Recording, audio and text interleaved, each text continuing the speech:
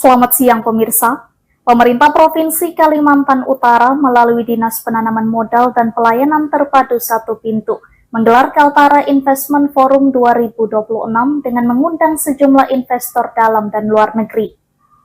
Sejumlah potensi dan peluang investasi ditawarkan kepada investor, salah satunya kawasan industri hijau Tanah Kuning Mangkupadi.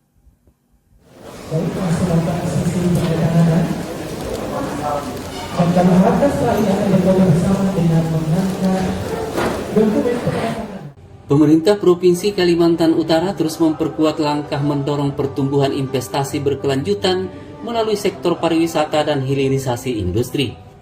Komitmen tersebut ditandai dengan dibukanya Kaltara Investment Forum 2026 oleh Gubernur Kaltara Dr. Zainal Apaliwang di ruang serbaguna kantor Gubernur Kaltara. Kegiatan Kaltara Investment Forum tahun 2026 ini menjadi forum strategis untuk memperkuat kerjasama antara pemerintah, pelaku usaha, dan investor dalam mendukung transformasi ekonomi daerah. Gubernur Zainal menyampaikan realisasi investasi Kaltara pada triwulan 1 tahun 2026 telah mencapai lebih dari 11 triliun rupiah atau sekitar 36% dari target tahunan sebesar 30,550 triliun rupiah. Khususnya pada sektor pariwisata dan hilirisasi, diyakini akan memberikan dampak yang signifikan terhadap pertumbuhan ekonomi daerah. Ia menegaskan capaian tersebut menunjukkan tingkat kepercayaan investor terhadap iklim investasi di Kaltara terus meningkat.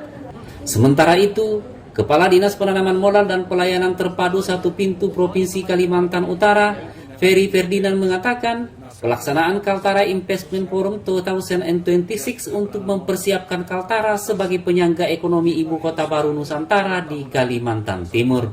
Jadi Pak, ini program tahunan kita laksanakan, program tahunan. Jadi ini untuk menarik investor Pak, baik dari dalam daerah, luar daerah, nasional bahkan internasional. Bapak lihat sini kan ada 3 negara yang hadir, dari Korea, dari Malaysia, dari Singapura yang ada.